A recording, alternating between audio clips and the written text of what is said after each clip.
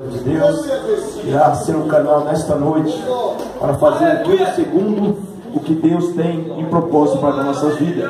Convidar o servo de Deus, vamos estar orando. Toda a igreja, levanta as suas mãos, que eles são servos de Deus. Vamos orar, certo de que Deus vai fazer coisa maravilhosa nesta noite. Amém? Oremos ao Senhor. Soberano Deus, eterno Pai, graças te damos, ó Deus, e não temos palavra para que dentro de todo o contexto o que foi, Senhor, a tua obra, que você deste lugar, feito pela tua mão poderosa, pela ação soberana do teu Espírito Santo que está presente. Certo disso, Senhor Deus, devolvemos a ti toda adoração e pedimos nesse momento, Senhor Deus, pela vida do teu filho, Pastor Ronaldo, sendo ele ao teu canal, sendo teu servo escolhido, alcançar o nosso coração, o teu coração para a tua igreja, Pai. Isto proverá em nossa vida crescimento, Senhor Deus. Isso testificará as nossas vidas, ó Pai, pelo teu poder. Usa o teu filho, eu te peço. Fala conosco, fala com a tua igreja, porquanto desejamos ainda mais ouvir o Senhor falar conosco. Sei com o teu filho, eu te peço, e nos abençoa em nome de Jesus. Ainda de pé, sempre o nosso pastor, a salva de palmas para o Senhor Jesus.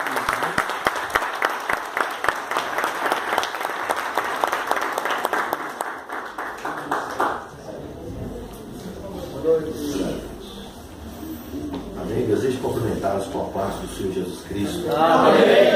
Para mim, constitui-se um alto privilégio poder estar participando juntamente convosco do 7º Congresso de Varões. Se eu não me engano, é a terceira, quarta vez que eu estou nessa casa.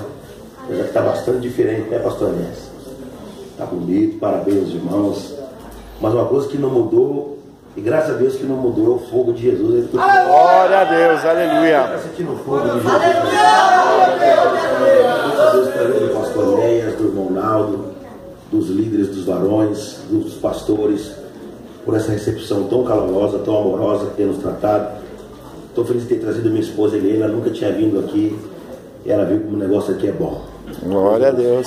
Irmãos, quem gosta de Bíblia aqui, diga amém. Amém. O tema que vocês escolheram é um tema bonito, um tema forte, um tema fácil de falar sobre Daniel. Mas Deus me deu outra palavra, e vocês já me conhecem, sabem que eu prego que Jesus manda. Glória a Deus. Então eu espero que vocês continuem dando glória. Glória. Feliz. Porque vai ser forte o negócio. A mensagem é forte. Você gosta, não gosta? Amém. Então vamos embora. Abra sua Bíblia em 1 Samuel, capítulo 4. Vamos ler dos versículos 12 a seguir. Prometo que eu serei breve nessa noite. Quero pedir que ele não se cadê o sonoplasta, só um pouquinho do retorno para mim, se for possível. Vou fazer alguns dias que nós temos pregado a palavra de Deus. Não é fácil, garganta, pulmão, mas Deus vai nos ajudar. O primeiro, eita, aqui o sonoplasta, você é vaso, hein? 1 Samuel, capítulo 4, versículo 12. Oh, glória! Um cantor abençoado, prazer em revê-lo, vaso. Continua cheio, hein? Eita! 1 Samuel, capitão, ótimos filhos, obrigado. Continua sendo uma trufa de graça no final. Esse trufo para vender aí, ó, uma sua. Posso ler, crente? Amém. Quem achou 1 Samuel, capítulo 4, verso 12, diga amém. Amém. Diz assim: naquele mesmo dia, um benjamita correu da linha de batalha até Siló, com as roupas gastadas e terra na cabeça. Quando ele chegou a Eli, estava sentado em sua cadeira ao lado da estrada. Estava preocupado, pois em seu coração temia pela arca de Deus. O homem entrou na cidade, contou o que havia acontecido, e a cidade começou a gritar. Eli ouviu os gritos e perguntou: o que significa esse tumulto? O homem correu para contar tudo a Eli. Eli tinha 98 anos de idade e seus olhos estavam imóveis e já não conseguia enxergar. O homem lhe disse: acabei de chegar da batalha e fugi de lá hoje mesmo. Eli perguntou: o que aconteceu, meu filho? O mensageiro respondeu: Israel fugiu dos filisteus e houve uma grande matança entre os soldados. Também os seus 2 filhos, Ofni e Finéias, estão mortos, e a arca de Deus foi tomada.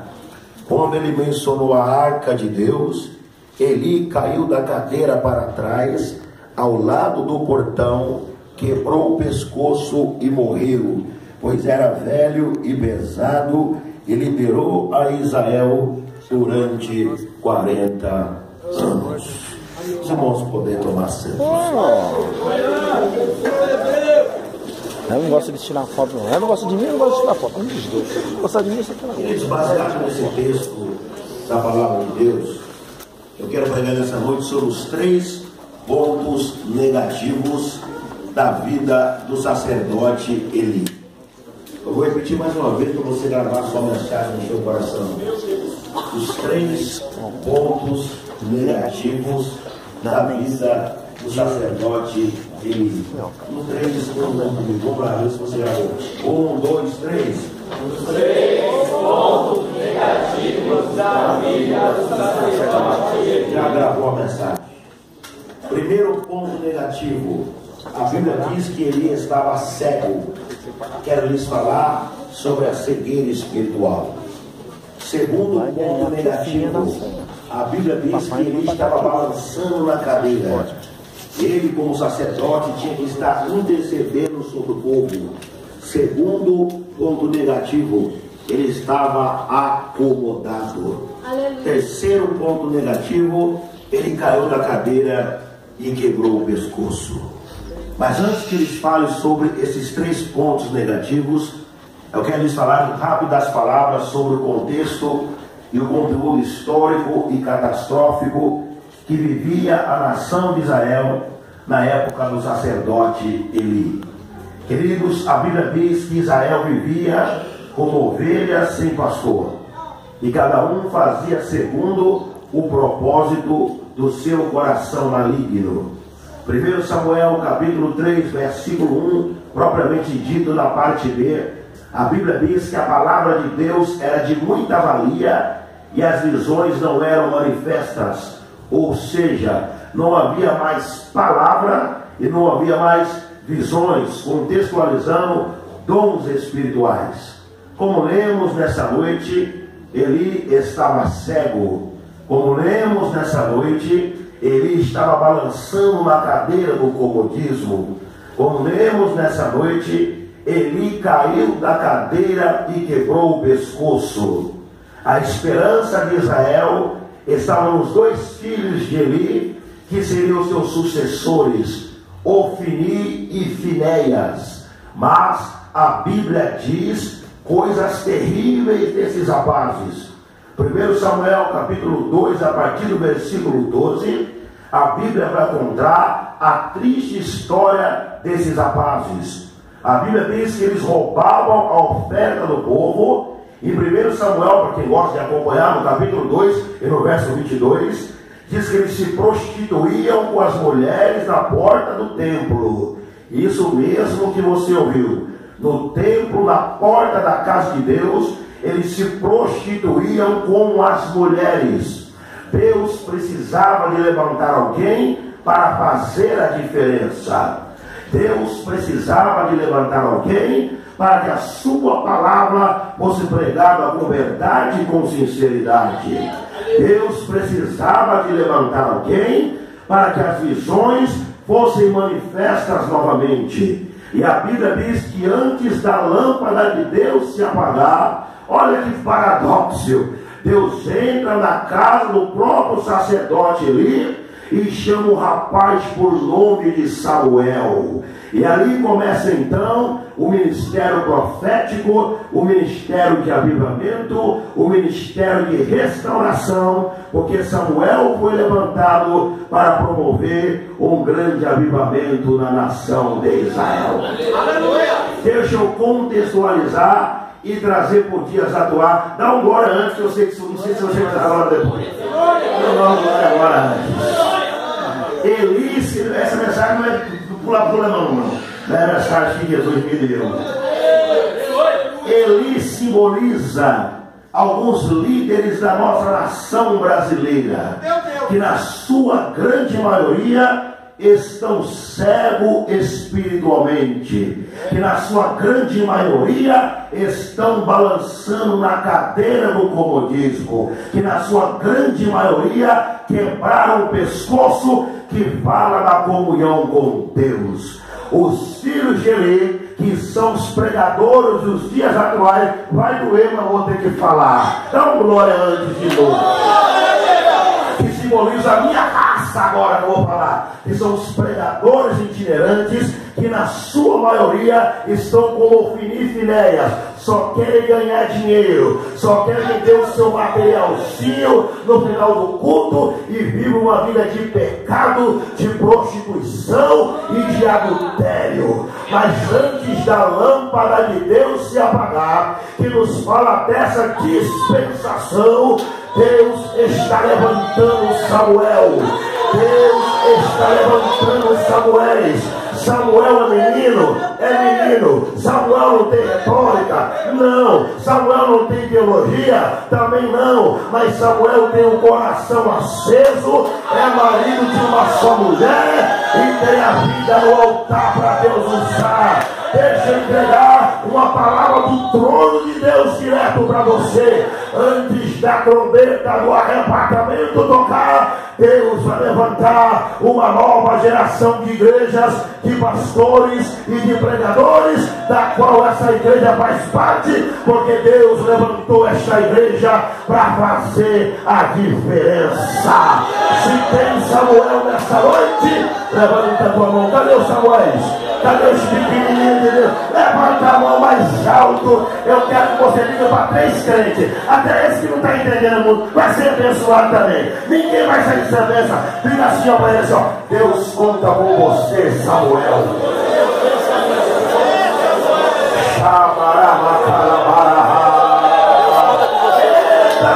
Samuel que vai.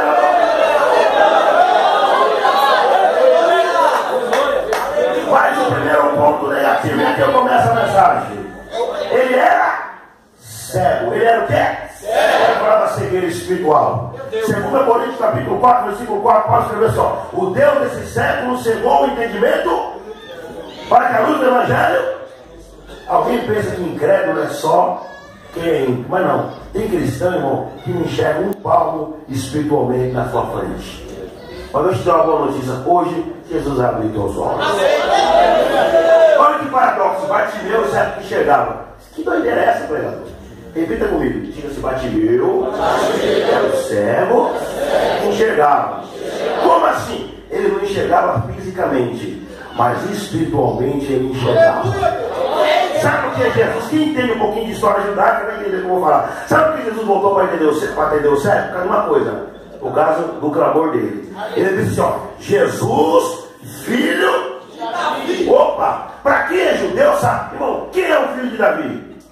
Era o que sentaria no trono de Davi. Ou seja, o filho de Davi tinha que ser o Messias. O Messias. Os fariseus acreditavam que ele era o Messias? Não. Acreditavam que ele, desculpa, mas que era um profeta da favela de Nazaré, que era um profeta meia colher. Mas quando ele falou filho de Davi, Jesus falou: opa, tem alguém que me chamou, tem alguém tem alguém que reconheceu o ministério. O que quer é que eu te faça, porque ele não via fisicamente, mas espiritualmente ele enxergava. Quem está entendendo a palavra?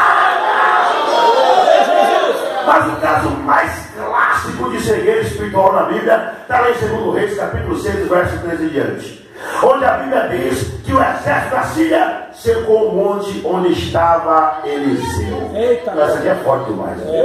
E a Bíblia diz, como diz na terra da minha mãe, que o moço de Eliseu saiu avexado e apegado, dizendo: Eliseu, nós estamos secados. Tem um monte de carro e de cavaleiros sírios aqui. Mas o homem de Deus estava enxergando outra coisa. Porque quem está cego espiritualmente só Deus está olhando da Síria.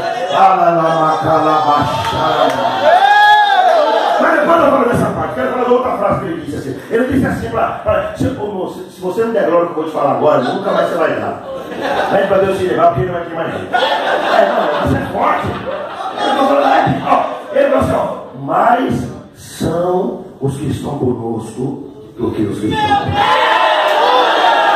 Vou te ensinar um negócio aqui que é simples, não é forte. Ó, Irmão, eu não estou falando de Deus, estou falando de anjo. Irmão, Deus tem mais anjos que o diabo. Amém. Já era para ter dado um glória, mas o diabo trouxe quantos anjos, irmão? Pegou e disse, então a maioria está com quem? Meu Deus!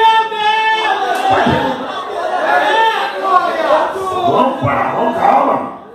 Deus tem mais anjo que o diabo. Já era para estar voando no poder, mas tudo bem. Segundo, os anjos de Deus são mais fortes que os anjos do diabo. Já está começando a entender. Agora vamos mergulhar mais um pouquinho para você voar aí. O anjo de Deus já destruiu o diabo. Você leu aqui, não prestou atenção. Apocalipse capítulo 20, verso 1. Deus chamou o anjo, você vai fraquinho, falou, você vai fraquinho, vai lá e amarra o Satanás.